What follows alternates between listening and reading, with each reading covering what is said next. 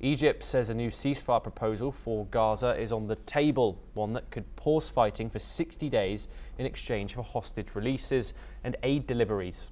Speaking on TV, Foreign Minister Badr Abdulati said the plan developed by Egypt, Qatar and the United States aims to create momentum towards a permanent ceasefire.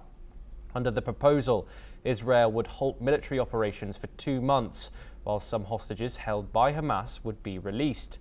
In return, humanitarian aid, including critical medical supplies, would be allowed into Gaza. Abdulati called it a first step towards implementing the failed January the 19th agreement, which collapsed after Israel resumed attacks in mid-March. He stressed the need for guarantees to make any ceasefire sustainable, warning that a resumption of Israeli military action could further destabilize the region. The ongoing war, which began in October of 2023, has killed over 56,000 Palestinians, according to the Gazan Health Ministry. Israel continues to reject international ceasefire calls, and even as it faces mounting legal pressure. The International Criminal Court has issued arrest warrants for Prime Minister Benjamin Netanyahu and former Defence Minister Yoav Gallant for war crimes. And a separate case accusing Israel of genocide is underway at the International Court of Justice. We're now joined by Peter Baum, who is the International Affairs Editor for the Weekly Bits, who joins us live from London. Peter, thank you. Absolute pleasure to have you on the programme, as always. Peter, I wanted to start with the most recent updates in regard to the possibility of a ceasefire being discussed. It talks about, along with these hostage deals, the passage of aid being let into Gaza as one of the terms. Is this not a blatant thing of Israel weaponizing aid, is using it as a tool in regard to a ceasefire if this proposal were to move forward? Good day, Thomas. Thanks for having me on. That's a very interesting question. And for the anti-Israel commentators out there, and believe me, there are many, this idea of weaponizing aid has been a constant terminology, a constant theme aimed at demonizing Israel. Now, I was in touch with some of the aid distribution team yesterday, and they are telling me, and I've seen videos, and we can all check them out if we want to, that aid is now getting through to the Gazans. Millions of meals, literally, Thomas, millions of meals are being delivered as we speak on a daily basis to those Gazans most in need. Peter, Peter. Sorry to interrupt. This is what the Israeli Gaza Humanitarian Foundation claims. However, we have obviously had those reports of over 500 people being killed while receiving that aid, queuing up for that aid from people like the United Nations, and also reports inside the Gaza Strip. What are your comments on that? Thomas, I was actually just going to come on to that point to balance my statements. Now, those reports that are coming out, we will continue to see every day. I assure you, if you interview me tomorrow, the day after that, I assure you, Thomas, that we will be receiving reports that a number of Gazans have been killed whilst queuing for aid. Now, these reports are originating from the Hamas Health Ministry, which has been nothing more than a propaganda arm of the terrorist group Hamas since day one. So I think we have to be very aware of disseminating the truth from the non-truth here. So if people are being killed... Peter, it's also the United Nations as well that have said the same, have given the figures of the killings at these aid distribution points. Just about 5 days ago, it was over 410 people who had been killed while receiving aid. Since then, that number has gone up. Thomas, the United Nations is the theatre of the absurd. I'm not doubting that people have been killed, But what the United Nations are not reporting, what the Hamas Health Ministry is not reporting, and what the mainstream media is not reporting, is the violence between Hamas and Arab family clans who are now opposing each other.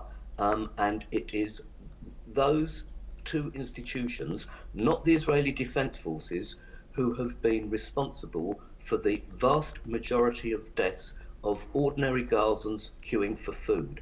Now, for some reason, and we will analyse this once this war is completely over, the mainstream media seems very reluctant to portray the Palestinian family gangs and Hamas opposing each other, when we know this is occurring now on a regular basis and has been for the last 4 days. Gazans are being killed, I completely agree, we understand that, but not by the Israeli Defense Forces, by opposing internal Palestinian factions.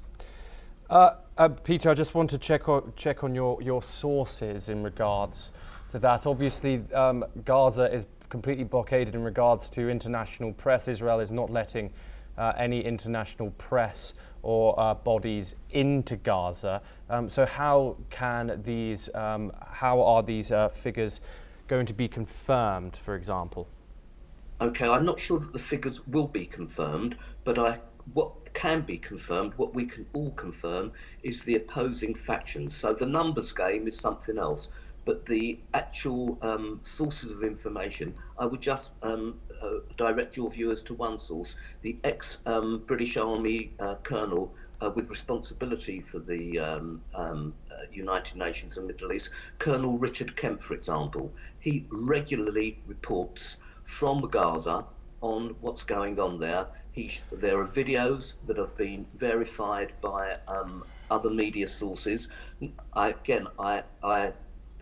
hesitate to tell your viewers, not by mainstream media, but we know that mainstream media during this conflict has been, what shall we say, not portraying the full story. So there are sources that can be checked, and I would urge you and your viewers to check those sources. Peter, but is that colonel working independently or also being taken with the IDF in order to report from the Gaza Strip?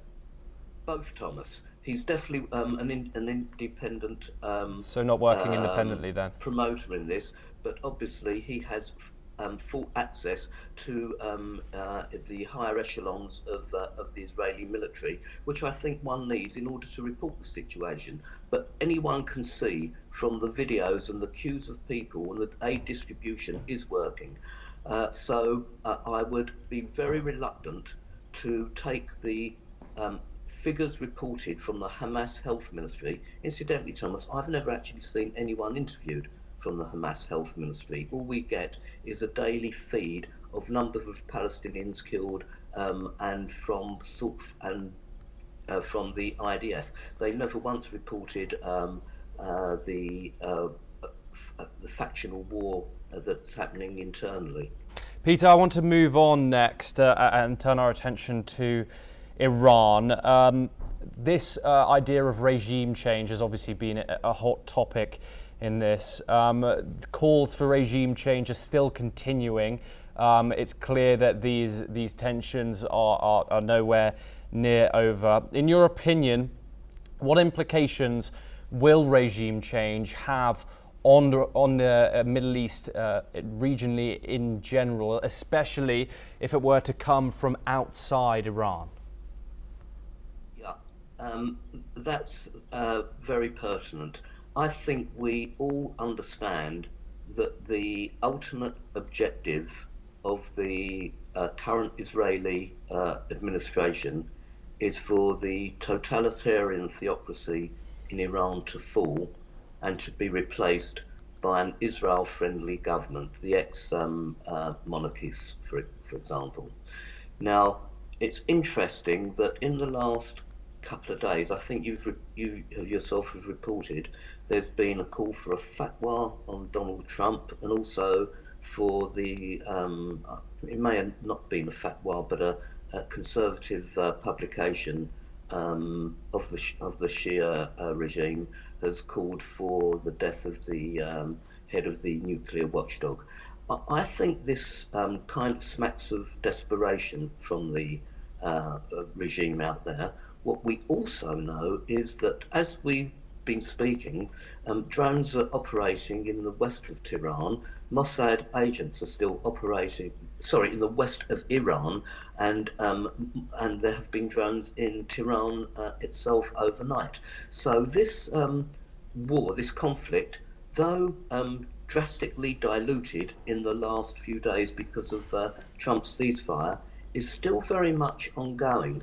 And it's on a tinderbox, Thomas. It could explode at any moment, because I truly believe that the Israeli government, seeing how weak the Iranian regime is, feel that there's definitely an opportunity for regime change here, and only that, I think, will fully achieve their objectives. If that doesn't happen, then I can see the Iranian regime rearming itself, strengthening itself politically, and possibly we may have a conflict in 2 or 3 years down the road. Okay, Peter Baum, thank you very much. Always a pleasure to have you on the programme. We now move over to the United States for our next